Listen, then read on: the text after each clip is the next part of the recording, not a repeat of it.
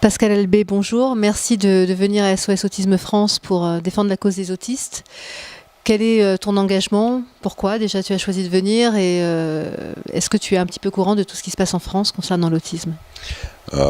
Évidemment moins que vous, moins que tous les gens de l'association, mais c'est une cause qui me touche beaucoup parce qu'elle est souvent perçue en France et ailleurs, mais en tout cas en France, elle est souvent perçue comme une maladie.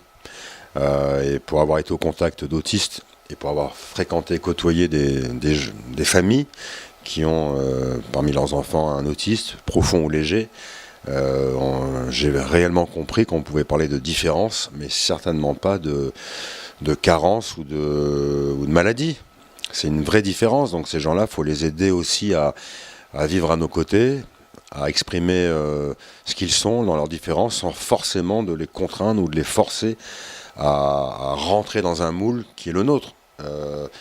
Et j'ai rencontré aussi beaucoup de gens qui étaient complètement démunis, parce qu'en France, il existe très peu de choses pour accompagner d'abord les parents, avant de penser même à leurs enfants autistes, pour même guider les parents.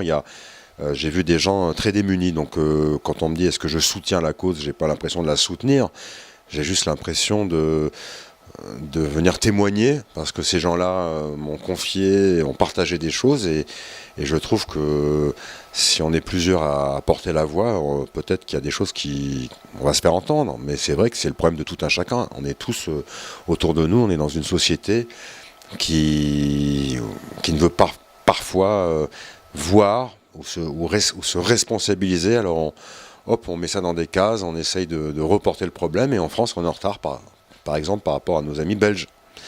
J'ai vu beaucoup de gens qui étaient obligés quelques-uns qui ont été obligés de partir parce qu'il n'y a pas de structure d'accueil pour leurs enfants en France. Donc on est quand même un pays, on a été on a été assez précurseur pour ce qui est de tout ce qui est en psychologie. Il n'y a aucune raison qu'on soit en retard encore aujourd'hui. Donc il y a des gens comme vous, et il en faut plusieurs assos qui travaillent sur l'autisme. C'est un vrai combat de fond. Mais il faut que ça bouge, il faut que ça change, il faut qu'on ait des solutions en France, parce qu'on est quand même en France, à proposer aux gens qui sont comment dirais-je, qui se sentent exclus parce qu'ils ont un enfant différent, alors que ça reste un enfant différent. C'est pas grand-chose différent. Voilà. Merci Pascal, vous avez tout dit. Merci beaucoup. Merci à vous en tout cas. Freddy Fintal, bonjour. Merci de venir faire la campagne SOS Autisme France. Je voulais savoir si tu avais une idée de ce qu'on pouvait vivre, nous, en tant que famille, en France, avec nos enfants autistes. Une idée, c'est toujours difficile de se mettre dans la peau des autres. Comme dirait l'autre, tant qu'on ne vit pas les choses, on ne peut pas en avoir pleine conscience. Mais bien sûr avec l'âge et l'expérience, je ne suis plus non plus un bébé, donc j'ai pu voir des choses. J'étais aussi auprès des sollicités déjà par d'autres associations. J'ai pu voir aussi autour de moi des enfants atteints d'autisme. Donc oui, on connaît j'ai conscience en tout cas je ne peux pas me mettre à la place, mais de la difficulté à porter tous les jours et à donner tout son amour et toute son énergie, même à ses propres enfants. C'est un combat quotidien.